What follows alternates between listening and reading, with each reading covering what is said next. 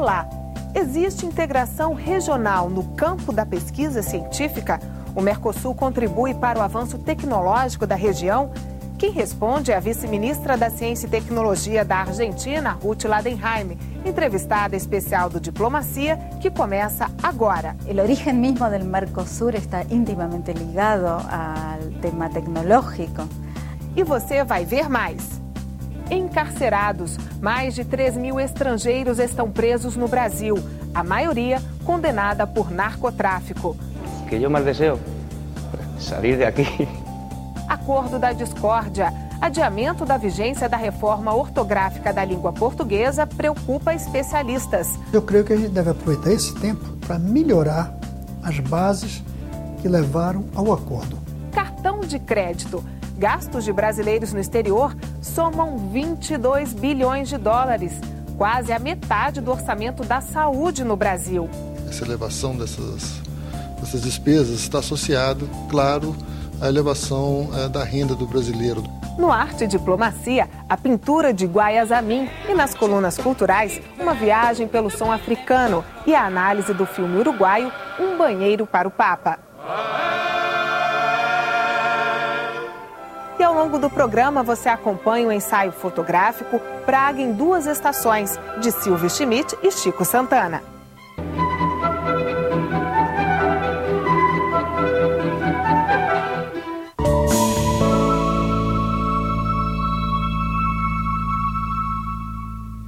O Brasil vai questionar a China por suspeita de dumping nas exportações chinesas de louça de mesa.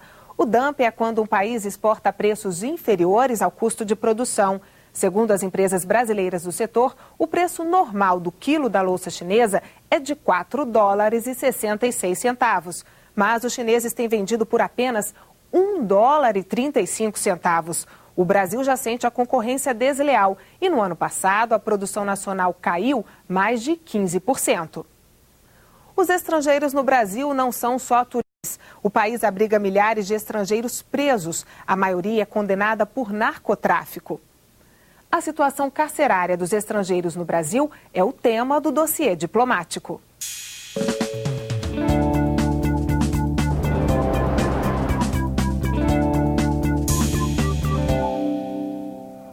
Meu nome é Saúl Capobianco Soares. Faz 10 meses que eu estou aqui em Brasil preso. Nunca levei nada a primeira vez. Apostei na sorte, né, no azar. Mi nombre es Esteban Clemente Jareño y llevo 13 meses y medio. Mi mujer también está presa. Sempre tive esta curiosidade de conhecer o Brasil, mas lo conheci da maneira errada, né? Então cheguei até aqui convinta que dinheiro fácil, pega, vai, volta, vai ser tudo tranquilo, não vai acontecer nada com você. Quando acho que a mesma pessoa que me mandou até aqui me entregou à polícia para fazer passar outra pessoa com mais quantidade, né? Eu já não sabia falar língua, eu não sabia inglês e não sabia nada. Eles são prisioneiros em uma terra estranha, estão imersos em uma cultura que não é a deles. E a maioria sequer fala o português. Estes são alguns dramas dos mais de 3.000 estrangeiros que hoje cumprem pena no Brasil. Mas as maiores dificuldades de quem está nessa situação são isolamento e distância da família. Você manda uma carta aqui, chegou na Líbia 3 meses. Faz 7 meses que eu não sei nada. Não sei se está vivo, né? La embajada viene ahí una vez al mes, ahora ha ficado 4 meses sin venir, pero está viniendo. Viene, trae una punta de dinero que el gobierno paga para nosotros, para los presos extranjeros, que estamos en el extranjero, españoles que estamos en el extranjero. Y eso es lo que tengo solo.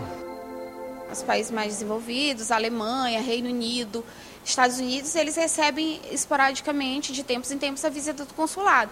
Agora, países, por exemplo, da África, da América Latina, eles não recebem qualquer tipo de visita.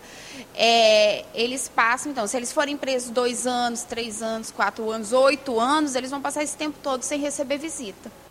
De acordo com dados do Ministério da Justiça, até junho de 2012, o Brasil tinha 3.392 presos estrangeiros, 2.563 homens e 829 mulheres de mais de 100 nacionalidades diferentes.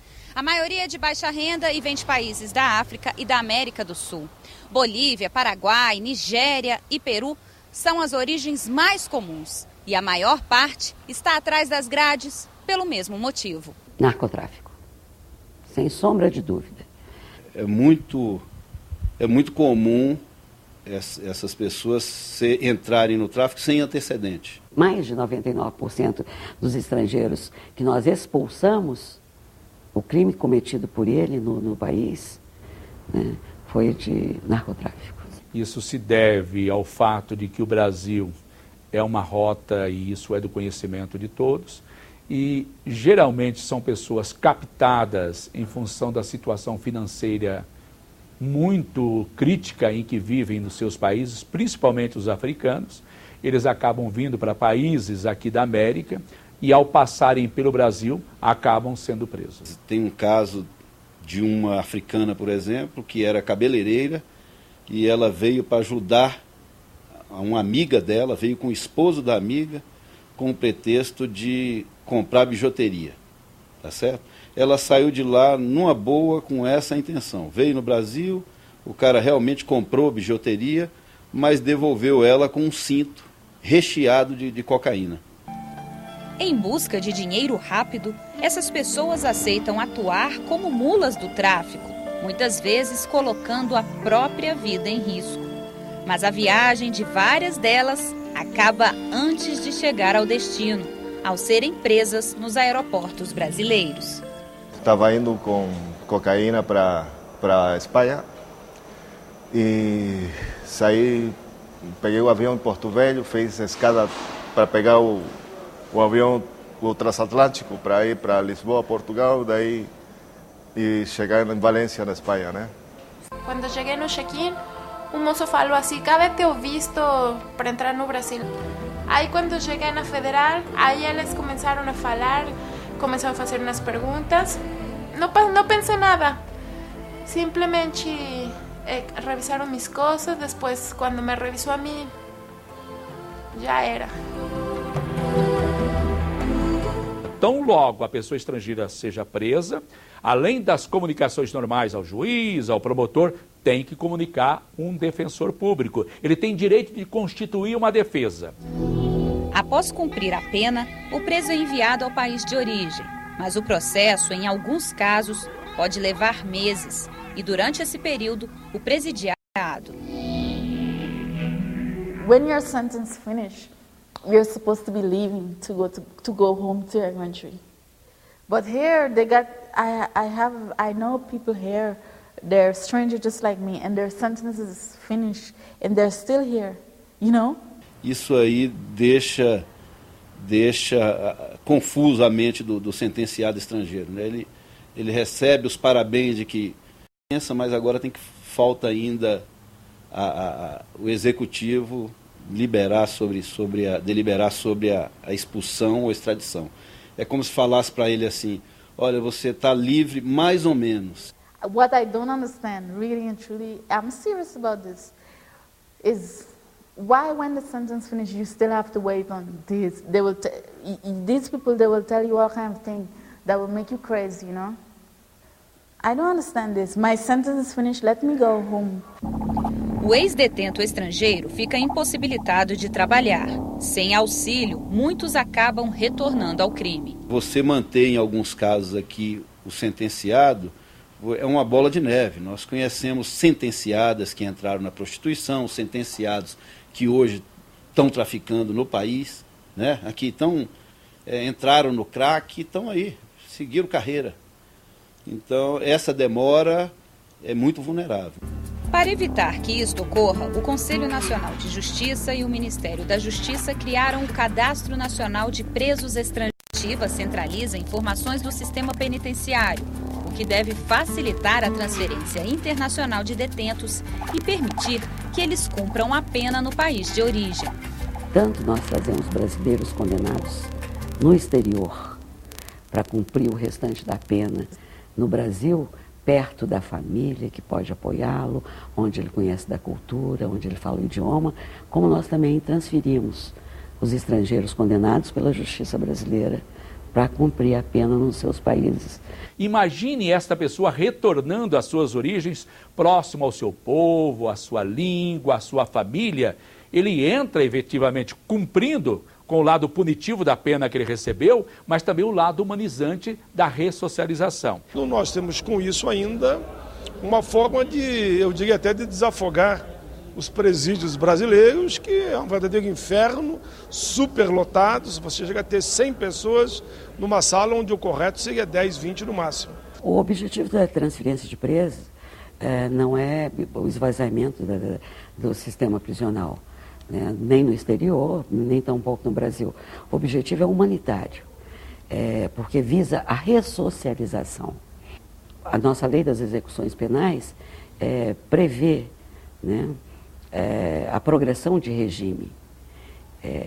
Como é que você vai beneficiar o estrangeiro com um livramento condicional, por exemplo, se ele não tem onde morar, se ele não tem família para apoiá-lo e se ele não pode trabalhar? Vai na linha dos direitos humanos e nem por isso vai, como alguns pensam, que tudo é para facilitar para o criminoso. Não, o criminoso vai cumprir a pena, vai ter que responder pelo que fez. A pena imposta pela justiça estrangeira tem que ser cumprida no Brasil. A pena imposta pela justiça brasileira tem que ser cumprida lá fora. E cumprir a pena no país de origem é o desejo da maioria dos estrangeiros presos no Brasil. Mi cabeza piensa en ir para España a toda hora, es lo que piensa. Que yo más deseo salir de aquí. Yo imagino que todos los presos dirán lo mismo. If they can say, okay, you leave now, I will run because I want to go so much. Portugal acusa o Brasil de não cumprir acordos bilaterais. A queixa se refere ao não reconhecimento de diplomas portugueses de engenharia. O Brasil estaria descumprindo uma lei de 1966 e 2 acordos que regulam o assunto. O protesto já chegou ao Itamaraty. Outro tema que afasta os brasileiros dos lusitanos é a reforma ortográfica da língua portuguesa. Prevista para entrar em vigor no início de 2013, o acordo ortográfico vai ter que esperar mais 3 anos. Calcula-se que mais de 200 milhões de pessoas falam português em todo o mundo, mas o idioma não é igual em todas as partes.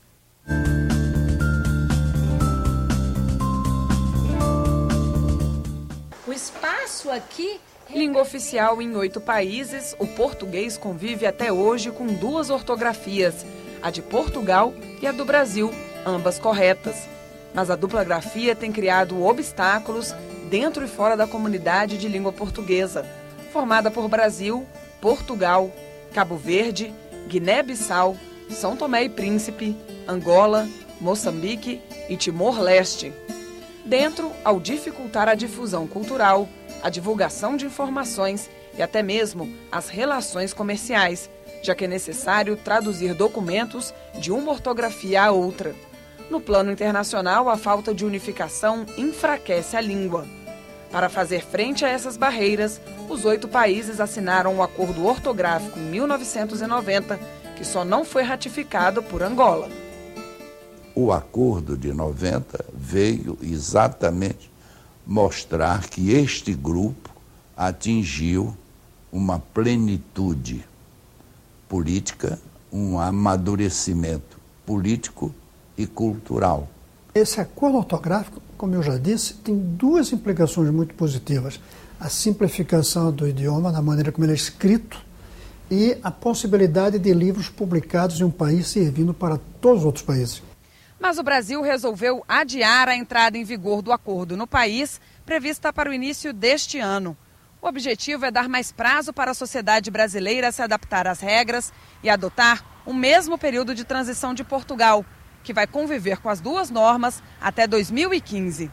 O Itamaraty fez questão de reforçar que a decisão em nada afeta a relação com os demais países da comunidade de língua portuguesa e que o Brasil continua, sim, comprometido com a implantação do acordo. Eu não vejo esse recuo como um recuo que põe em dúvida a necessidade do acordo. Eu vejo esse recuo como uma oportunidade de fortalecimento do acordo para você trazer mais países ao redor dessa discussão e dessa definição. Se houvesse dúvida, eu acho que não haveria tanta mobilização, né, brasileira em torno da imediata adoção do acordo como houve. A medida recebeu o apoio de senadores. Haverá então um tempo de, primeiro, esclarecer as dúvidas ainda existentes a respeito do assunto, de acomodar alguns conflitos diplomáticos entre os países que não firmaram ainda o acordo e, com isso, você, nesse tempo, ter a condição também de facilitar a compreensão dos professores, onde há maior resistência da língua portuguesa. Mas há quem fale em usar o novo prazo para alterar o acordo ortográfico. Esse acordo foi pensado para uma didática que hoje não existe mais. O aluno hoje, ele é crítico, ele é racional, ele quer pensar. Como é que você chega para um aluno de hoje e diz para ele que guarda-chuva se escreve com hífen e manda-chuva, aí ele vai escrever com hífen também. Aí você vai falar, não, manda-chuva é exceção, mas por quê? Há um grupo grande que quer aproveitar o adiamento para melhorar o acordo. Outros querem apenas adiar a implantação, para dar tempo às editoras, mas eu creio que a gente deve aproveitar esse tempo para melhorar as bases que levaram ao acordo. Se essa ideia ganhar espaço, o prejuízo econômico é certo. O Ministério da Educação, que é o maior provedor de livros didáticos do país, inclui nos editais de compra de livros e dicionários para as escolas a exigência de materiais adaptados às novas regras. Se houver algum um novo desenho desse acordo, né, da definição dessas regras, que seja diferente do que a gente vem adotando, isso com certeza impactará toda essa cadeia de produção.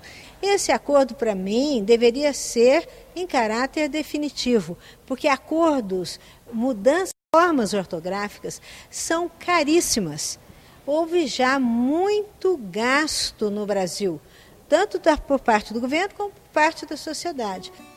As editoras de livros também sairiam prejudicadas. São investimentos muito vultuosos que podem representar um certo prejuízo económico. Mas vai atingir quem? Excepcionalmente, algumas grandes editoras, algumas potências do mundo do livro. Além disso, com o adiamento, perde fôlego o esforço brasileiro de ter o português como língua oficial das Nações Unidas.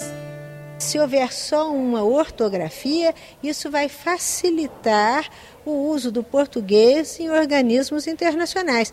Esta foi a principal motivação para que a CPLP assinasse esse acordo. Eu acho que é um problema que é preciso pensar muito bem. Não?